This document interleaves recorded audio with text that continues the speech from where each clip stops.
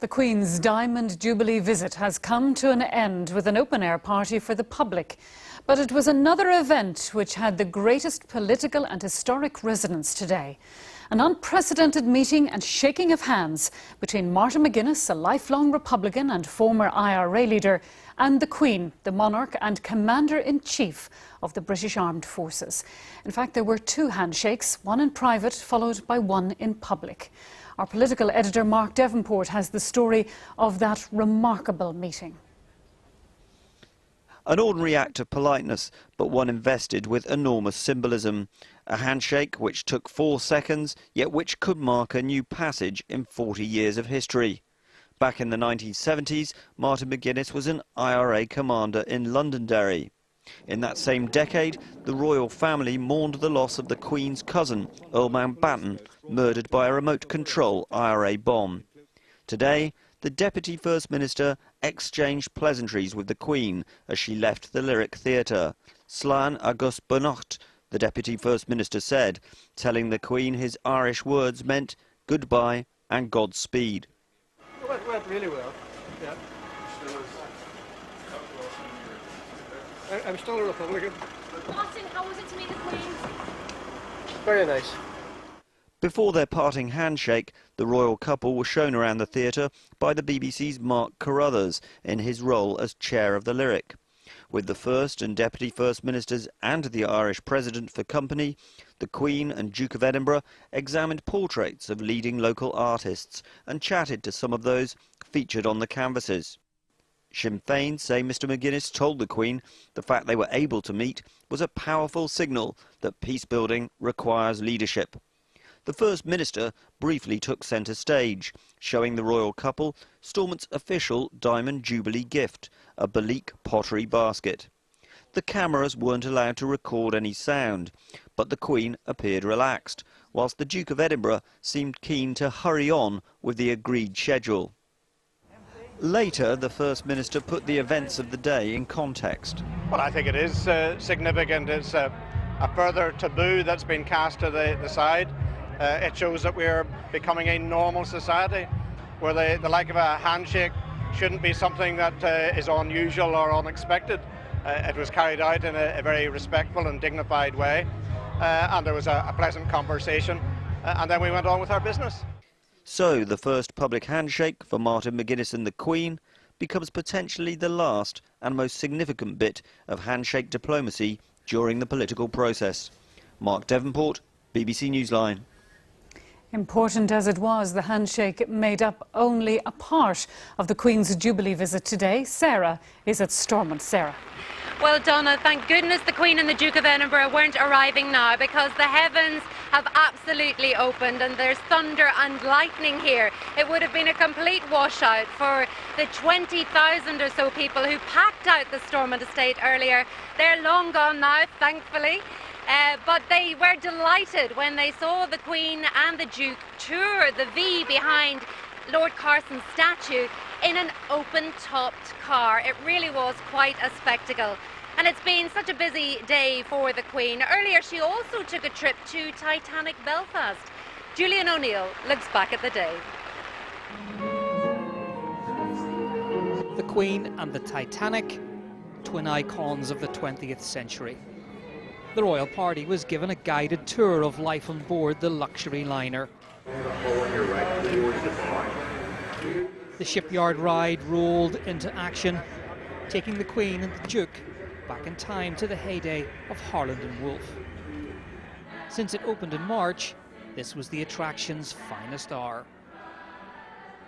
Once in a lifetime opportunity to meet somebody so important, the reigning monarch on her Jubilee. So it's just, it'll never happen again, and I think I'm more nervous today than I am on my wedding day. Behind the scenes, the Queen met Ian Paisley, Lord Banstead, telling the former First Minister it's very nice to be here. Other guests included some bereaved through violence, like the widow of Constable Stephen Carroll, killed by the Continuity IRA.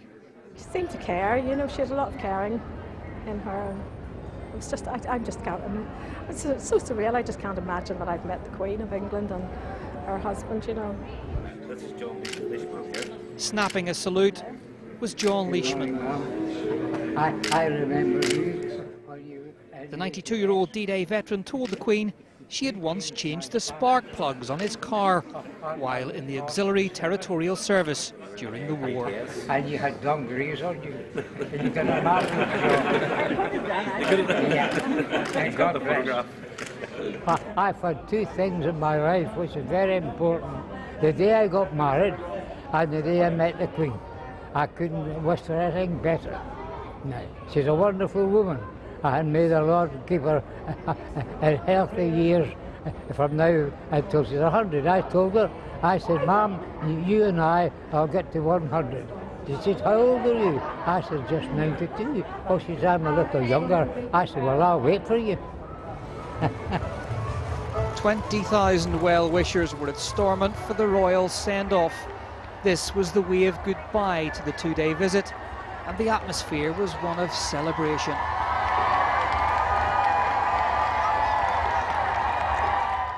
The walkabout was brief and confined to a few of the dignitaries.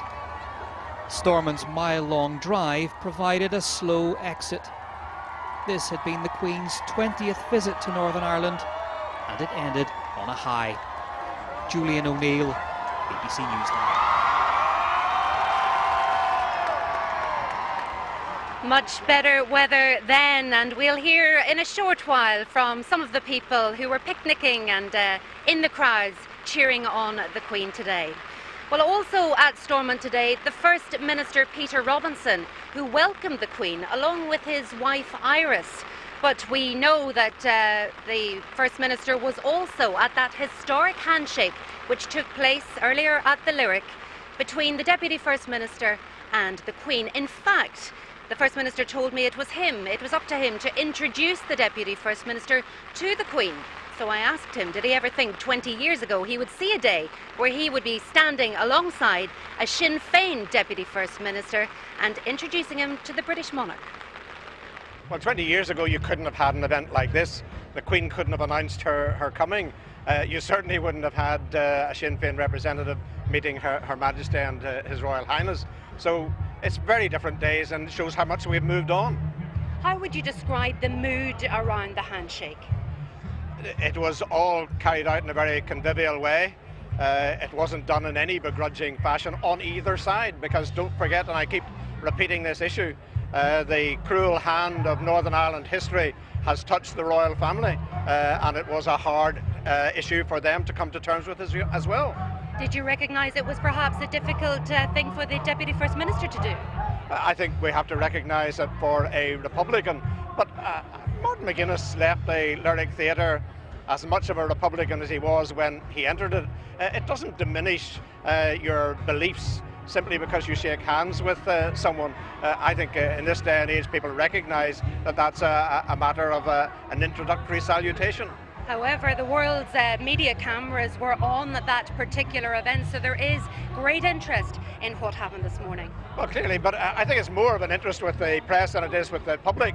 The real event, the most important event, was the event that was held here and the event that was held at Titanic, where we are here to celebrate the Queen's Diamond Jubilee, 60 years of tremendous service to this nation. That's the important message for today, and I think that far overshadows any other issue that took place during the course of the visit, important though it was. How would you describe the reception for the Queen and the Duke today?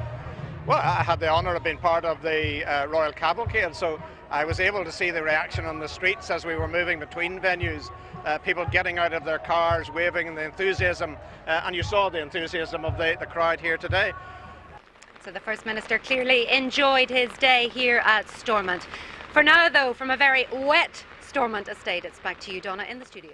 When more than 20,000 people packed into the grounds of the Stormont estate to see the Queen and the Duke of Edinburgh go past in their open-top car. Mervyn Jess was down among the people as they enjoyed the festivities. It was the People's Day at Stormont. They came to see their Queen, and she didn't disappoint. Brilliant. We just seen her coming round there and she looked absolutely gorgeous. What was the best bit? Seeing her colours of her uniform. What was that line, green? Yes, beautiful, beautiful. And did you get a good view? Yes, we did. Yes, we did indeed. Absolutely brilliant day. And not a drink taken. No, Just water. No drink. Trying to bring it in. Is that going to change later, do you think? Yes. Some people grumbled a bit when the royal couple got out of the open-topped vehicle and climbed into their bulletproof car. But even then, she was clearly visible as the motorcade moved slowly down Prince of Wales Avenue, with the sound of lambeg drums ringing in her ears. It was a real flag waver of a day. For some, it was their first time in the company of royalty. For others, it wasn't. Well, it's a long time since I was at anything with royalty. I was to do, when the king died, I was to do the funeral on the Mall. But I'd been injured playing football, so I couldn't get my boot on. I met her in 1966, and What was that about? Explain how you met I worked her. at Fleming Fulton School then, and we were invited to meet her then, the Duke of Edinburgh, and we had a group of children with us then, and it was really lovely. Is it something when you meet the Queen, is something you always remember? Of course it is, yeah, something you always remember. She's so gracious. Absolutely fantastic. She's a marvellous woman. She has lived through life with her ups and downs and come through it all smiling. While this was an informal occasion, it wasn't all wellies and wet gear. I'm still working at 86. I think that's class. I think beautiful. She's going through life. And she tries to please everyone as well, which is nice. Yeah. Yeah, I love her. So respect. Yeah. Long live the Queen. Big up respect. There was backslapping all round for the way the event passed off without major incident. We obviously take great care in what we do, but you could see the enthusiasm today, and we work very closely obviously with the Royal Household, colleagues in the Metropolitan Police to make that possible, and it was a very special time. The rain did make an appearance, but it didn't dampen spirits. And when it was all over and time to go home, the people did so with memories aplenty. Mervyn Jess, BBC Newsline, Stormont.